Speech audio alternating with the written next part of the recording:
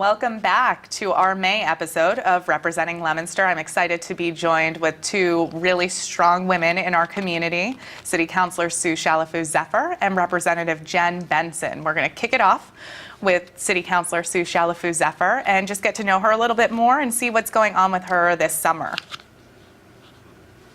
Thanks, Natalie. I'm happy to be here this morning. Thank you very much. I think this is a wonderful venue, wonderful opportunity, for you obviously to talk to local voters as well as, introduce them to some of the other people around town. So thank you for the opportunity. Yeah, so we talked about a lot of what I want Representing Leominster to be is to get to know your local community leaders and how to better participate kind of in the civic process. So I would love to hear kind of how did you end up as a city councilor? What sparked that and kind of what was that path to get you here? Yeah, even as a teenager growing up in Leominster, was always involved in political campaigns. I think the first one that I remember, and this is going way back, was when Kevin White, who was the mayor of Boston, ran for governor. Okay. So that's years and years ago. So I was always very involved in campaign activity, political activity. And then there was a specific incident that really got me to run for city council in Leominster, and that was when the Fitchburg Redevelopment Authority wanted to develop an industrial park in the watershed of the No-Town Reservoir. Many people will remember this. We galvanized, a pretty large group of people, and did put a stop to it. Worked with Congressman Olver. It was a real threat, to the No-Town, which is 60% of our water supply. Right. So that's really what got me involved, and I ran for Ward 4 city councilor at the time. I was living in Ward 4, and that's what got me started initially. Oh, that's great. I'm from Ward 4, so that's really good to know. Yep. And then how has it been being on the city council and kind of, you've been on and off of it? I have. Yes, yeah. So initially I was the Ward 4 councilor, and then my kids, I have 3 girls.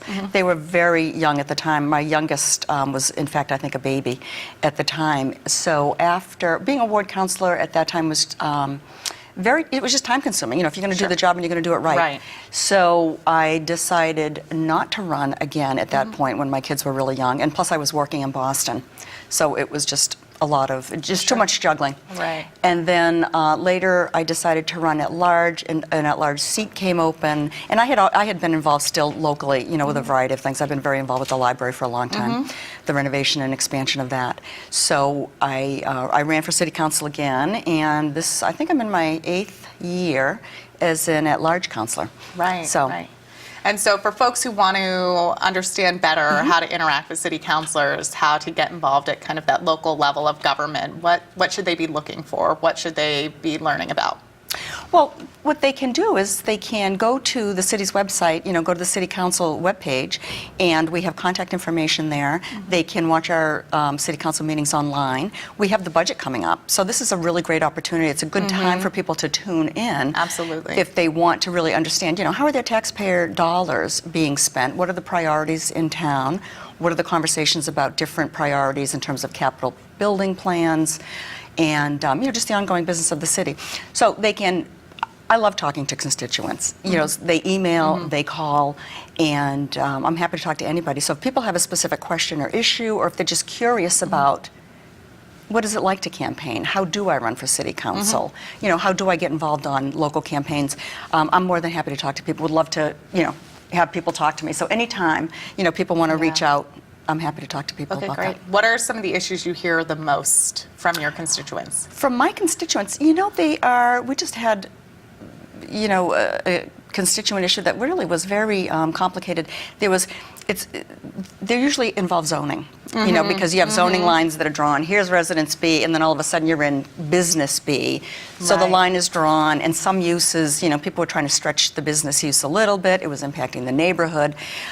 So zoning issues are things that they're hard to resolve, and they really impact the quality of people's lives, in their homes, in their neighborhood. So zoning issues, and I went to the health department, went to the zoning board of appeals. So, that was one recent thing that came up. And now we're really, going to dive into the budget.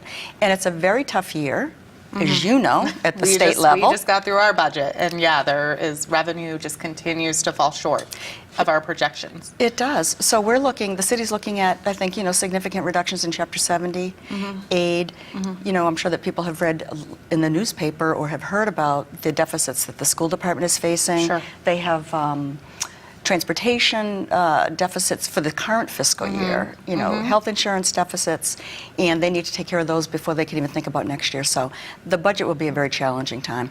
Yeah. So any way that folks can get involved, ask questions, please, your city councilors are great. I have a great relationship with so many of you. Absolutely. Because constituents are reaching out to me saying, there's problems with my road. I Right. need some...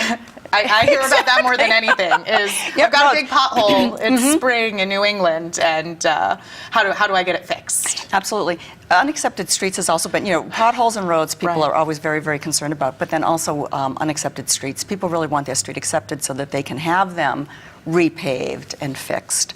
So that is a big project. Actually, I'm sitting on a committee, a special committee that the council president just organized on unaccepted streets. I also chair a special committee on ordinance review, and we've been looking at the city's ordinances, which sounds really dry, but we've actually addressed some really important things. We've addressed zoning, and that when a zoning change is proposed, we will require the petitioner to notify abutters. Believe it or not, people can come before the council, ask for a zoning change, and not have to notify the abutters. Really? Yes. Okay. So we are changing that. We've done some work on the noise ordinance. We're looking at the sex offender ordinance. So, that's something else. But I would encourage people to contact their city councilor. I'm an at-large councilor. Anybody from anywhere in the city can contact me. Because, otherwise, I do what I think is in obviously, my constituents' best interest, but if we hear directly from people, then we can understand what their priorities really are. Sure. So I would encourage people not only to call when they have a problem or an issue, but call anytime. Great. Yep. And I know you're very involved with Ginny's, and things are changing there. And so what's coming up this summer for Ginny's? This summer we are very, very busy. We've had a change in staff. We have 3 new people. Our manager, Heather Mazzaferro, went off to greener pastures. She found, a very good job for her, and we wished her the best. And we see Heather all the time, and so that's been a little bit of a change, obviously, at Ginny's. But we have a very good. Very small staff in place. We have 3 people, one of whom is part-time. And, this summer we are just taking care of business as usual. Our food pantry, which is our primary service that we provide, is very, very busy. So we are continuing our food pantry. We're open 5 days a week, Tuesday. And how many families are you serving at any given time? Well, monthly, I report to the Worcester County Food Bank, and the numbers can be anywhere between 800 and 1,000 individuals. And that breaks down to about 400 plus families. Sure. And we serve people anywhere from, infants and small children, up, to the senior population. So again, people don't know about us necessarily in town, and I would encourage people to stop by. We're located at 52 Mechanic Street, and we have a very small storefront. But if people don't realize, it looks really small and people don't understand what we're all about, they should come in. Because So I brought Senator Ed Markey down to do a tour, and I had no idea that there was a background. I thought I had known how big Ginny's was, and I had no idea how much space you really have there. We do. We have a lot of space, and our food pantry is, quite large, and it's a really complicated operation. So, Congressman McGovern came in, and I think he was stunned. He had no idea that the kind of space and the kind of programs that we try to do. So we're always looking for volunteers. So if people out in the community have some free time, we would love to see you down at Ginny's. Come on down. We'll show you our operation, and we will put you to work. How do you folks get in touch with Ginny's aside from just going in, dropping in? Do you have a website? Phone number? We do. We have a website, jinnyshelpinghands.org, and our telephone number is 978-537-1387. 537-1387. So call us, stop by. Tuesday through Saturday, we're there. And come on down. And also, don't forget to donate. You know, gently used clothing, men's, women's, children's, household items, all of the things that are donated, we sell in our retail shop at obviously greatly reduced prices, and that funds our food pantry, our fuel assistance, our temporary emergency shelter. So we depend on our donations in order to, you know, provide the services that we do. Are you doing any movie screenings this summer? We do. We just we had tentative dates planned, Okay. and we have to move the June one because it conflicts with Starburst. Oh. I was just advised. So stay tuned. Great. Because we will be I know having that more those movie are nights. Unbelievably well attended. They were wonderful. You know, outside under the stars at Doyle Field, what could be better? You know, Yeah. picnic lunches, picnic dinners, evening. You know, it was really, really nice. Well- So we'll be doing those. That's so great. I'll come back and talk about those when we have them Awesome. scheduled, Natalie. Great. Well, Councillor Shalafu Zephyr, thank you so much for Thank taking the you. time to come on our show. Oh, I'm happy to. I just want to take a break. We're going to bring in my friend, Representative Jem Benson from Lunenburg, to come in and talk about kind of some of the things that we're working on at the state level. So thank you so Great. much, and looking Great. forward to having you Yeah. back on. Well, thank you, Natalie. I appreciate it. Thanks Thank very you. much. So we'll take a quick break, and then we'll be right back.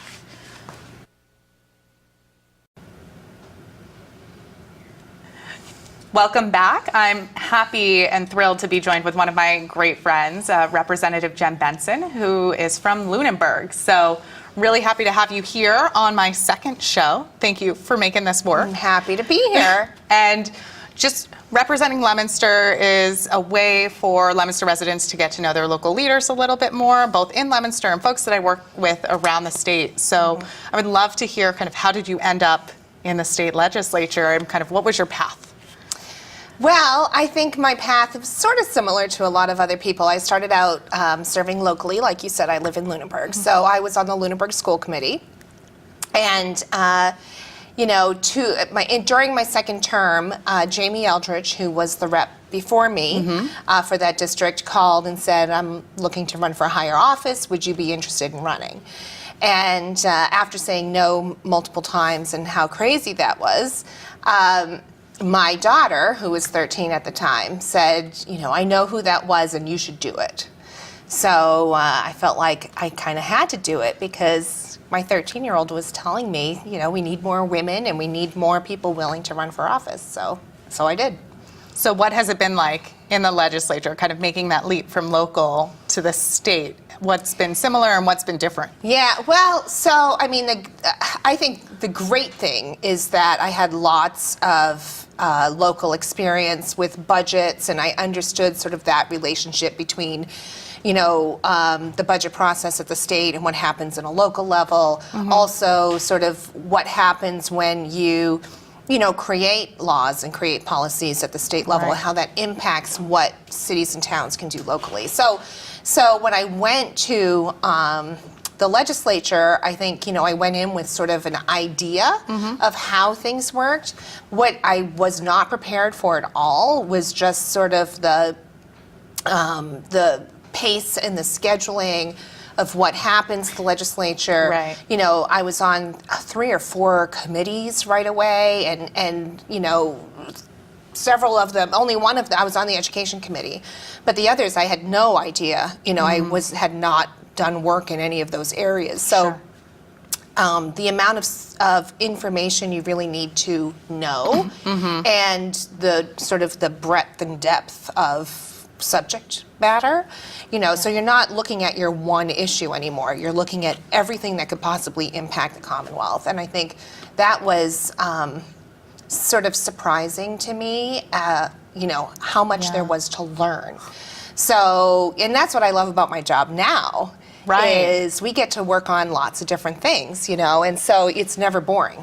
No, that's what I've loved. I mean, but the information overload and just the amount of information we're getting, not only from our constituents, but just from advocacy groups, from our peers, that has been, how do you stay on top of that, and how do you continue to be organized, and how do you translate that to your constituents to really help them understand, as a state representative, what does your job look like? For sure. Oh, absolutely. And I think it's still really hard for people who haven't worked in this area or done this job or haven't followed closely the legislature or what we do.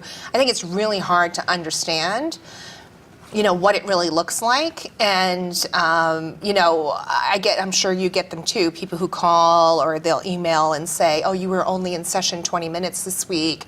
Clearly, you don't have enough to do. They're not seeing all the other work that happens off camera, or off the clock. Outside of formal sessions, so the committee hearings, the constituent calls and emails for issues, just reading legislation, following up on that, testifying, writing testimony, going to district events. I mean, they're not seeing all those other pieces, and so it's more than a full-time job, but then again, it is what you make of it. And so I think you and I, we do this as our full-time job, and we put all of our energy into it. And we work with people who come from all different walks of life, and who all bring sort of different things to the table, and different levels even of energy and enthusiasm, right? And so it's really hard to pigeonhole, this is what it's like, because it's different for everybody. Right. Folks ask me all the time, kind of like, what does an average day look like? There isn't one. Interviewing interns now, and they're like, so what am I going to be working on? I was like, a whole lot of different things, and every day you have a plan.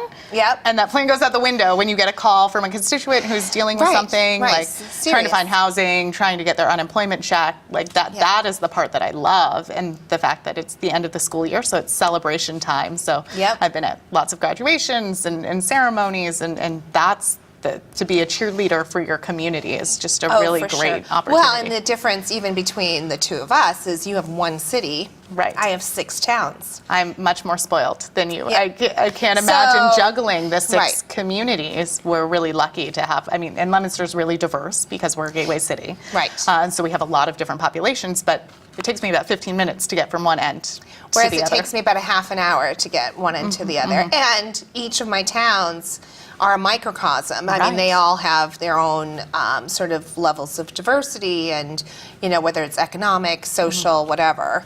And so, what Lunenburg loves, Acton may not like, and trying to balance all of that out and be present and responsible and responsive to all the different constituencies within the different towns. And so you talked a little bit about legislation, and with Mother's Day right around the corner, I was really thrilled to vote on the Pregnant Workers Fairness Act, and know that we're going to help get that in place, and it's heading over to the Senate. But I'm wondering, what other legislation are you working on? I'm a huge fan of your single-payer legislation, your carbon pricing, so I would love to talk a little bit about that, because I still think there's a lot of education that needs to happen. People hear our healthcare system's broken, it's costing too much.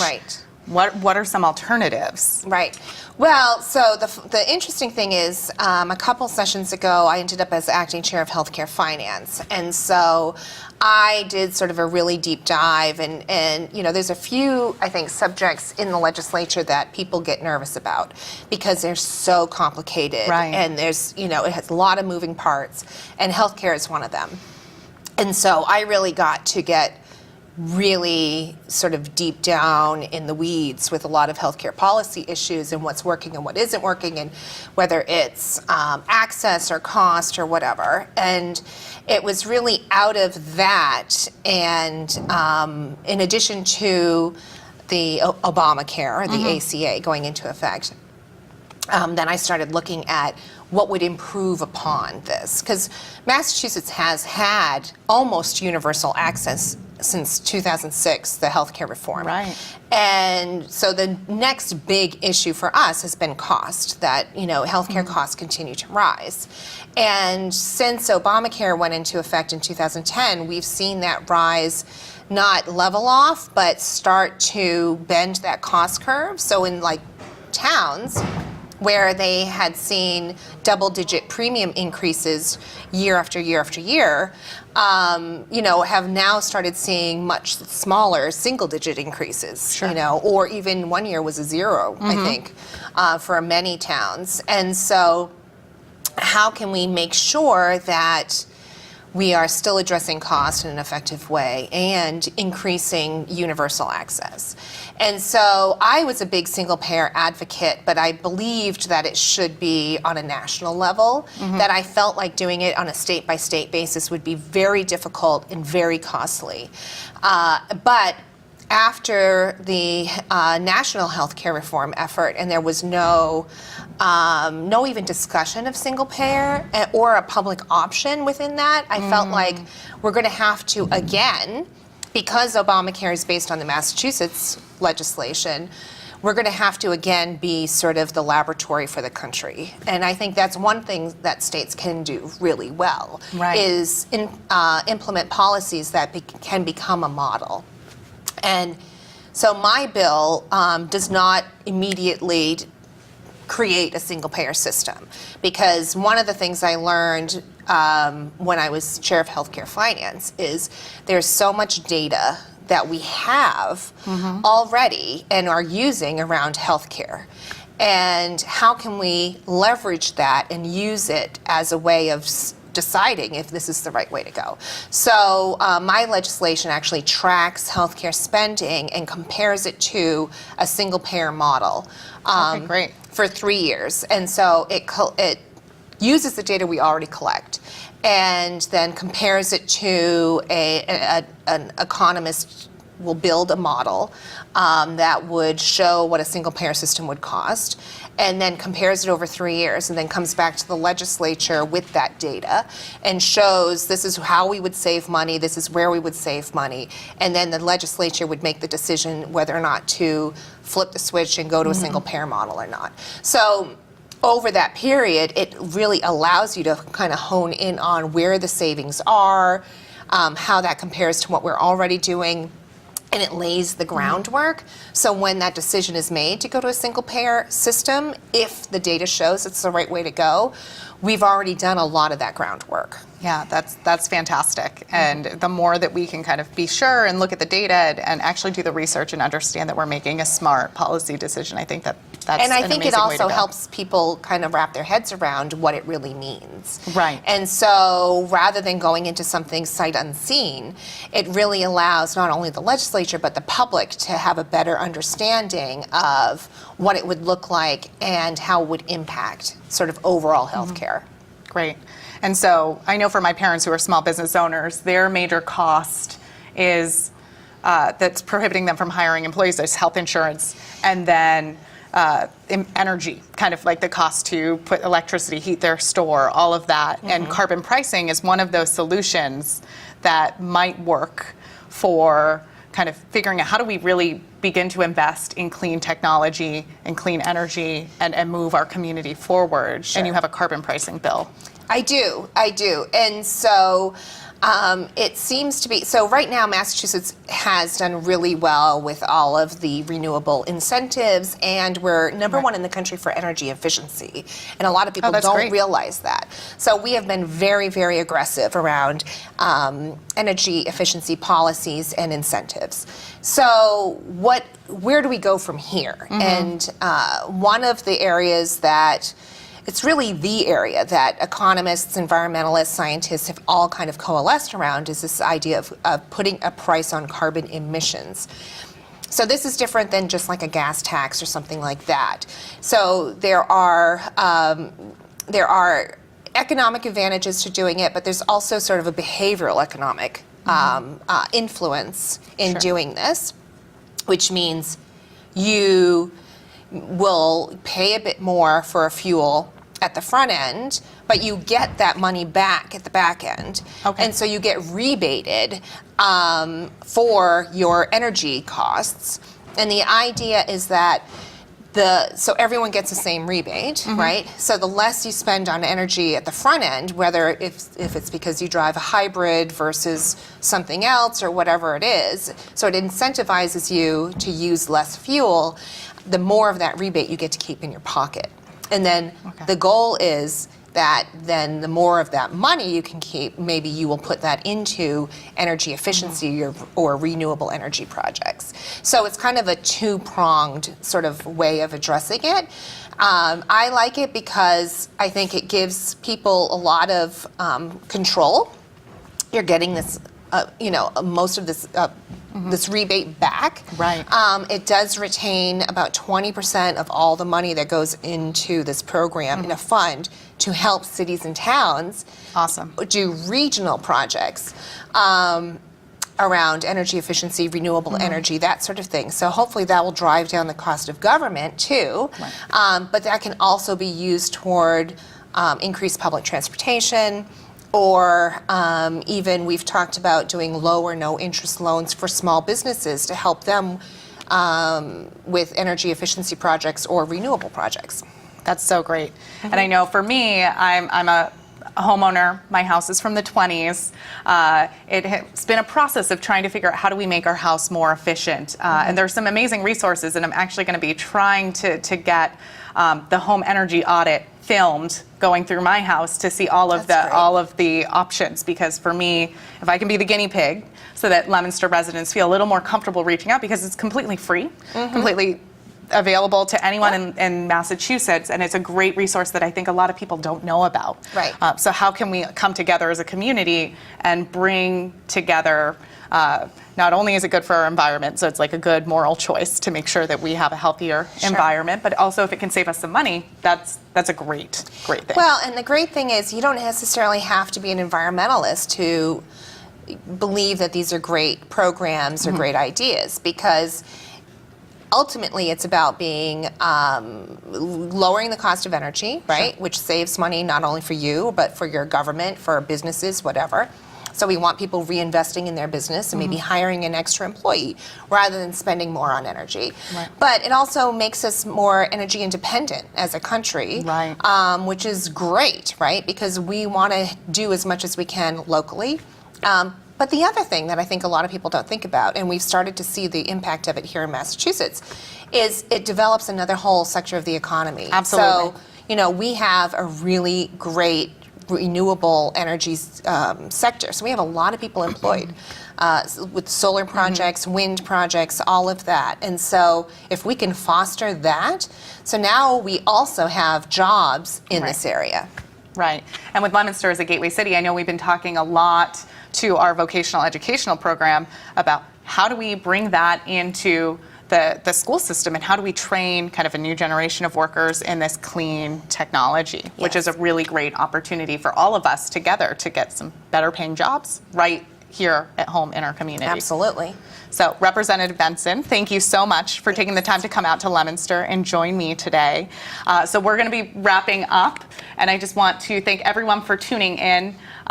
We're going to be back in June with, again, someone from Leominster and someone I work with on the state level. I want to thank you, and if you need to get in touch with me, I love hearing from all of you. Give me suggestions. You want to come on the show, let me know.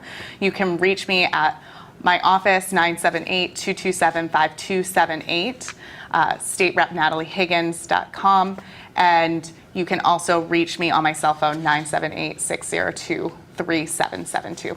Thanks so much for tuning in, and see you next month.